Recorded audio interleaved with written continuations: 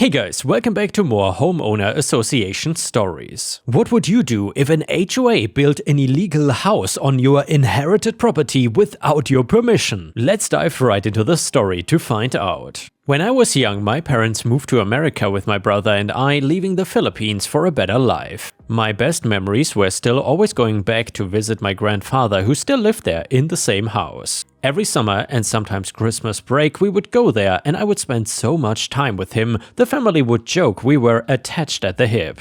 He told me stories and jokes and taught me how to play chess. We managed to get him a cell phone at one point, and I remember teaching him how to use it and calling him up to talk to him whenever I got upset. Years passed like this, and I'll admit that as I got older, I ended up getting more Americanized. I backed away from the old traditions and kind of lost my roots. When my grandfather died, that got even worse and I felt like I had no connection to my home country anymore. He left the house to me, which I think shocked everybody since he skipped right over his kids for it. The house and the entire land around it that he owed was left to me, and I know it was his way of saying that he would always be a part of me and not to be too sad that he was gone. Now, where he lived was beautiful and his property was right on the beach by the beautiful water. I struggled for a long time about what I wanted to do, and finally I decided that I wanted to go back and live there for a while. Generations of my family had grown up in that house and I wanted to feel like I was part of that and also to get back in touch with my roots by staying in my country for a while. I had dual citizenship at this point and did not know how long I would stay at the house at that point, at least a year or so, and then maybe spend my vacations there.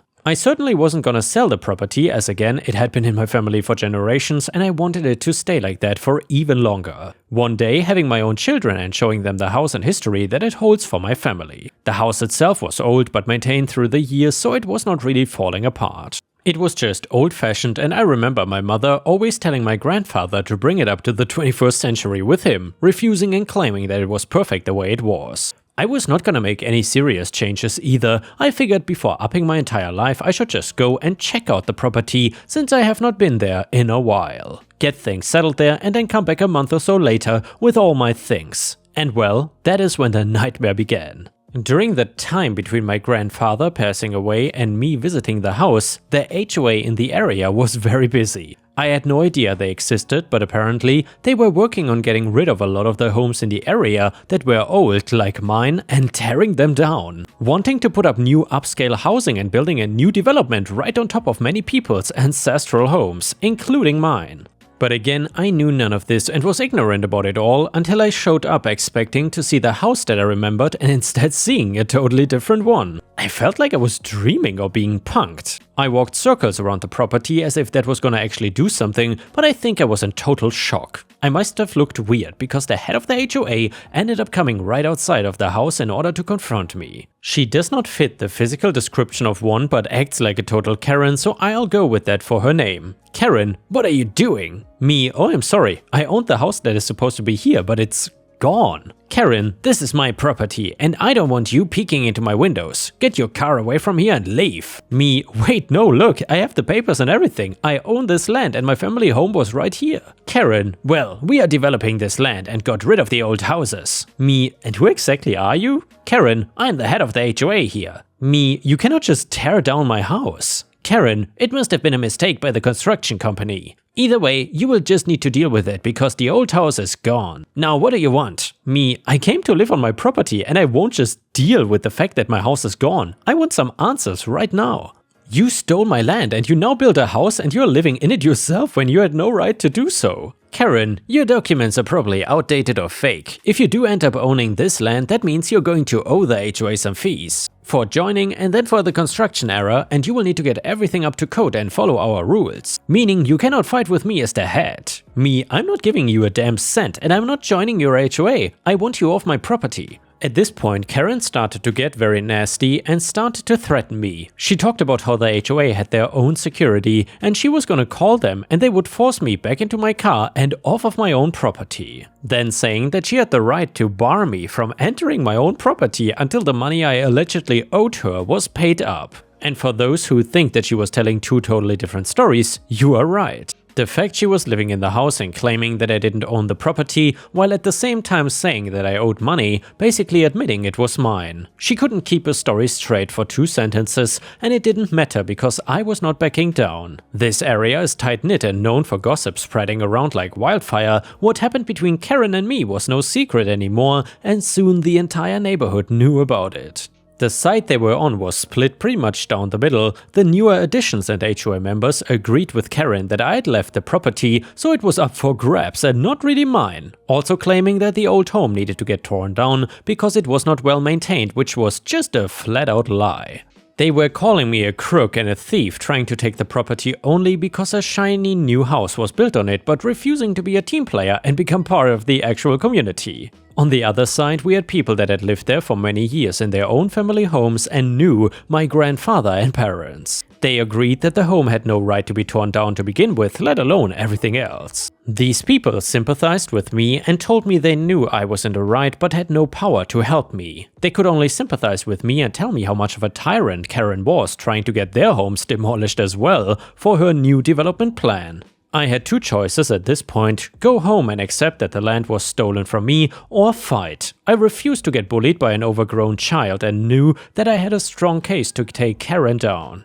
I found a lawyer who was known for fighting these new developments that were popping up all over the country. Apparently, it was a common thing and many old homes were being destroyed, with owners being pushed out. Despite my paperwork, I needed more if it was gonna take down something like Karen. Apparently, only the deed they could argue as a fake and drag it out for years. I got testimony from people that knew my grandfather and claimed that he lived on that land his entire life. Even some very elderly people claiming that they knew his parents owned the house before that. Dating it back yet another generation was gonna strengthen my case even more. I had the death certificate of my grandfather that showed the land was only left alone for 3 months, not enough to be considered abandoned. While talking to these people, we also found out that the HOA was doing some clearly shady things. My house was not the first accident from the development company. In fact, about 4 others could be linked to that exact company, plus the fact that the HOA was collecting fees from people that were not even registered with the HOA, meaning all of that money they were taking was not being reported. The more we looked into the HOA and the developers, the more dirty things we seemed to dig up. Land they got under odd circumstances, and it was clear they were stealing land, and then if the real owners came back, they would get bullied or charged money that seemed not to have any trace. Karen knew what I was doing and made it clear that she didn't want me digging things up or suing the company. She kept trying to make deals with me but not want my lawyers around when we talked about them. I wasn't gonna speak to her without my lawyer anymore, and it was obvious she was trying to give me hush money to drop the case and just go back to America and let things be. I told her it was not gonna happen, and she made vague threats that digging around might end up getting me hurt. I don't know if she thought this was some gangster movie and she was like the Godfather or something, but she was clearly delusional about the amount of power she really had. The biggest thing we found was that Karen had some ownership of the development company and was just keeping it hidden because also running the HOA would be seen as her having way too much power, most likely. A short trip to get things settled turned into months of me staying there and trying to get this thing sorted. The entire family was told what happened, and they were also furious about the family home being destroyed and the property stolen. This was going to court, and when it got there, it was going to be an ugly mess. I could probably do a second story just about how crazy the case was, but I'll try to keep it a little shorter because I can already see how long this post is becoming. So when it came to the ownership of the land, the judge agreed with my paperwork and testimony that I was the rightful owner of the land and that it had not been left alone long enough for it to be considered abandonment. Meaning that Karen had to move out of the property and stop barring me from entering the land or the house. Speaking of the house though, we were now trying to argue about the fact it being torn down was no accident, and a lot of the documents from the development and construction company were forced to be shown to the courts. With it showing that they had planned that address to be demolished and there was no accident about them just doing the wrong house. Plus the fact that this was not the first time showed the judge that it was obvious they had tried to steal my land. They were going to have to pay me a ton of money as well as the cost of destroying the upscale house that they had illegally built, wasting even more money, which I enjoyed hearing about. The entire company was now also under investigation for stealing funds and other shady dealings. It turns out they stole millions and at the end of it all got arrested and charged on multiple crimes. Land grabbing, destruction of property, property theft, harassment, forged permits, money laundering, and probably more that I missed. Basically, they got completely destroyed by the court, and I was actually curious while writing this and tried to look that company up. It is now totally gone, and the same thing goes for the construction company they used as well. My guess is when all was said and done, they did not even have a penny left. I later on rebuilt the house as close to the old one as I could, but for people who knew it well, it was clear it was not the exact same house. At least now I can preserve my family's home and legacy for future generations. This will just be another chapter for our history that will get spoken about for future generations. For now though, I'm just enjoying my beach property the way I wish I could have from the beginning.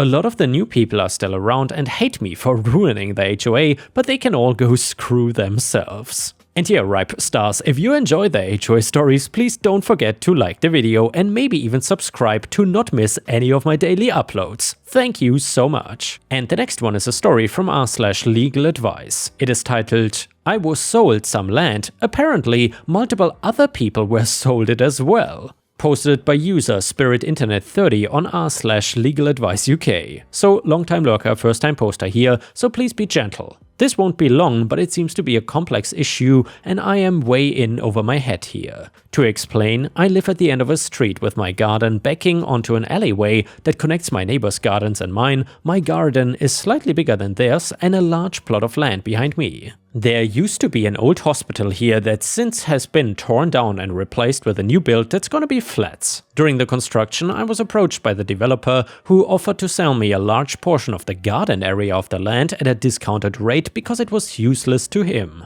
Well, I agreed and paid up and have since been progressively turning it into a sort of secret garden space for my family and neighbors. But a few weeks ago, the fences partitioning it from the building at the back were pulled down and destroyed with a pond and fountain I was having installed filled in. Thousands of pounds just gone up in smoke. I spoke to the builders who, TBF, were very helpful and explained they were hired by one of the building's tenants and decided it was not worth the trouble, so then they left. I got a phone number and spoke to the tenant who claims the land is theirs and refuses to budge. They have since involved a solicitor who has produced the receipts and money paid showing they were sold the land. Not good. Since then, a couple other people at the complex have come out of the woodwork and it's become something of a five-way legal battle with multiple tenants claiming they were sold the land for various amounts of money, far more than I paid. And they were all told this would be their own private garden. No one is gonna concede and everyone has come forward with different legal claims, paid the most, bought it first, bought it last, etc. to why it's theirs. I don't have a solicitor and I've generally been left out of this because apparently I have nothing to do with the property. So all their solicitors refuse to speak with me. Reddit, is there anything I can do here to get the ball rolling on getting my garden back? So far it's becoming a horrible muddy wasteland because of separate builders and gardeners rocking up and then me having to explain the situation and them leaving. I'm not bothered about the financial compensation for the damages caused, even that would be nice. I just want my garden back. Many thanks. Edit, it would appear that I may have been digitally scammed, though I've yet to look on the land registry. I just realized that it seems the other claimers paid in cash, whereas I paid digitally. Has my luck ran out? A user in the comments said, honestly, I'm hoping you're the legal owner of the land because you paid by bank. You had a solicitor and you signed documents for it. If that's the case, you may be able to recoup the costs from the damage the other parties have caused to the land. Comment number 2, not a lawyer. Even if your solicitor has passed away, whomever took over their cases should still have the details. I work with lawyers, IT, and regularly get asked to look up old cases, re residential conveyancing from 15 to 30 years ago, even though my firm no longer has a department that deals with that kind of property purchase. Though we have to get rid of old documentation after so many years have passed after the matter, case has been closed. I think it is 6, though not involved in this work-wise. Title, deeds, wills, etc. are kept longer unless mandated to another firm. Might be worth speaking to the firm they worked for or check with the Law Society or SRA, as I believe they should have some form of record as to where all their files went. Update to the story: I would like to thank you all for your assistance yesterday in helping me put to bed this little saga. So the good news is that after going on the land registry, it has been confirmed the land is in fact mine and everything was done properly with everything transferred. Thankfully Herbert did his due diligence after all and everything appears above board. I do apologize that I couldn't respond to you all last night. I called my son around to help me look through my old documents in the loft to see if we could find the originals, and thankfully they were there. We have made a bit of a mess, but now have all the original invoices. Legal documents as such, as well as a bank statement from the time. I suppose cleaning that up is my next project. We did nip around to the block of flats to let the people know, though only 2 were in. The first lady seemed very upset, but we gave her the contact details I was given at the time, and she said she would try to pursue the company. I can only wish her the best of luck. The second family were not very happy at all and have informed me that they intend to dispute this in the court, as they still feel as they paid the most money, they are entitled to the land. I hope they see reason before they waste even more money on this. Oh, and by the way, one thing that might be of interest to you all, I spoke to another tenant who said everyone in the building was offered the land in an auction and she stumped up a few £1,000s, but then the developer informed her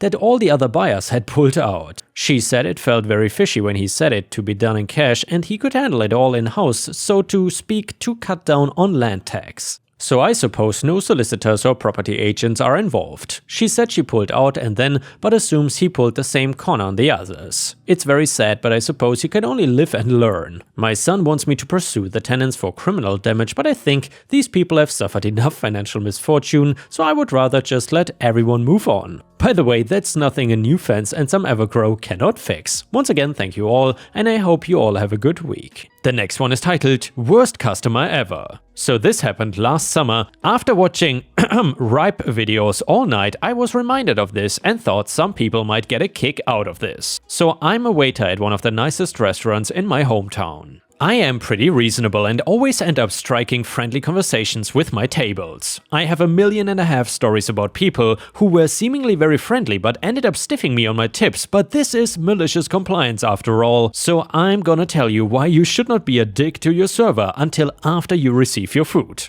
It is a beautiful day and the restaurant is on the water. Every nice day is absolutely packed. My restaurant does not take reservations of any kind ever, so people have to go in person, request a table, leave and then come back later to eat. Normally locals understand and expect this, there's no problem, but we are a tourist town. When newcomers try to get tables, there's always trouble. This is important in a second. And now I am swamped. I've had my section full for the entire day and had not had time to go on a single 5-minute break since the start of my double shift at 10 AM, and it is now around 6 PM.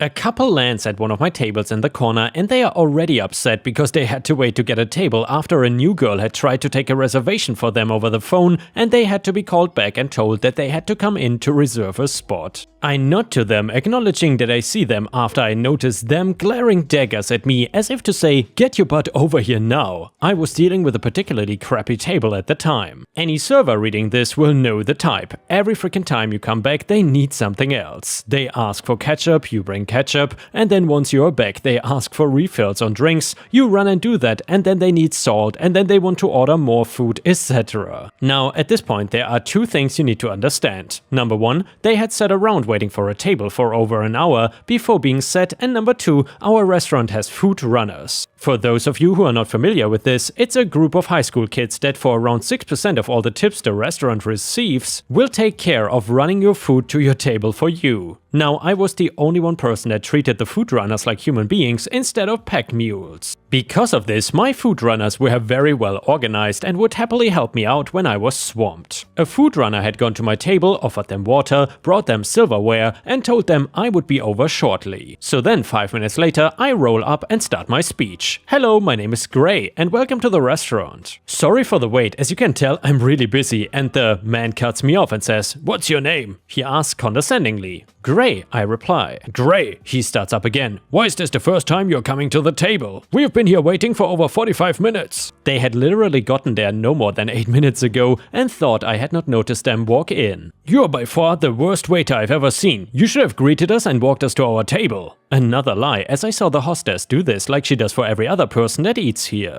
And now I was already having a bad day and I was on my second part of a double shift that I knew would go well past midnight, so I was having none of it. This guy goes on to insult my posture, my accent, my clothing, I'm wearing a effing uniform, and a myriad of other things. At this point I am staring straight through him, not listening to a single word. Finally he says, "We want another server now." "You should be fired for your incompetence." I smile, he would not have asked for that. He basically just gave me the green light to F up the rest of his evening. I am friends with everyone in the restaurant, and when I have a request it can usually be handled almost instantly. But this time was gonna be different. So I walk to the hostess's table and see one of my best friends, let's call her Emma, crying under the counter. Emma is a 4'6" adorable Hispanic girl who was 20 years old at the time. She was just a tiny little thing and she needed a step stool to address people at the front desk. She had a cabinet that she could literally sit in and take naps, and she was in there crying. I gave her a big hug and asked her what was wrong. She said a couple had chewed her out for 10 minutes straight about how terrible she was, and guess who it was? My frickin' table. I asked her if she wanted some revenge and she said hell yes. I told her to take as long as she could, but apparently I was not good enough and they wanted a new table. She smiled, she knew what was gonna happen.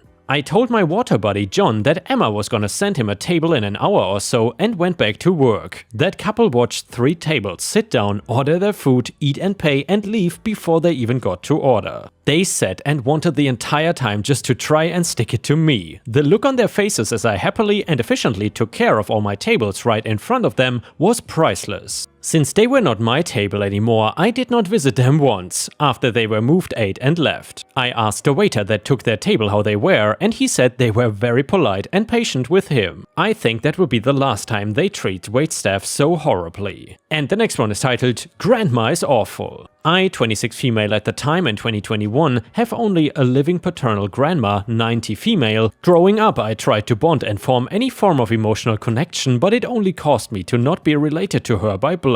I usually would get compared to her favorite grandchildren. She would also constantly abuse me emotionally, told me constantly that I was the black sheep of the family, and told me I was not gonna succeed in life, which is why I tried to unalive myself, because she motivated them most of the time. The last straw for me was when my older brother died, he was 25 male, and told my grieving parents that another filthy soul out of this world, my brother, was an innocent soul that was killed off for only eating in a fast food restaurant, and I snapped at her, telling her, "The day your funeral comes, I will probably wear the brightest red dress I have in my closet, because I'll never mourn your loss. On the contrary, I will celebrate when that happens." This happened in 2014. Since then, at every family event, I would avoid her or pretend she doesn't exist. Hell, I would even skip going to her birthday parties. So last November she got sick and she wanted all her children and grandkids to take care of her in the hospital, since her favorite daughter, my aunt, 52 female, and her favorite grandchildren cannot do it. She said this to my dad over the phone, and I told her, "Sorry, but my grandparents died in 2K14 and 2K12, and I don't have any other grandparents since I'm not a granddaughter to my last living grandparent." She then started to cry, more like manipulate, and told me that I am her granddaughter and this could be a good moment to bond and mend our relationship. I said to her, "Now I am your granddaughter? I needed you for 26 years, but in those 26 years you broke me emotionally and I cannot since I study and work. Plus, there's no relationship to save here." I hung up for my father before she could say anything. I've been told I'm a horrible human being for what I've said to her, but I don't feel sorry at all for her. I mean, she dug her own grave, now she can go and lie in it for all I care. That is karma for you. And yeah, ripe stars, let me know in the comments what you think about this. Do you think that OP was the a-hole in this situation, or did the grandma get exactly what she deserved? Let me know in the comments. And yeah guys, with this we have reached the end of the video. However, if you cannot get enough of my content, please don't forget to subscribe subscribe to the channel to not miss any of my daily uploads, and also check out my podcast by searching for Ripe Stories on Spotify, Amazon, Audible, and other podcast platforms. You will often find exclusive episodes and early access to new content. Furthermore, please check out my Patreon by going to patreon.com/ripeyoutube or my YouTube membership program for even more exclusive stories. Thank you so much, and I will see you again tomorrow.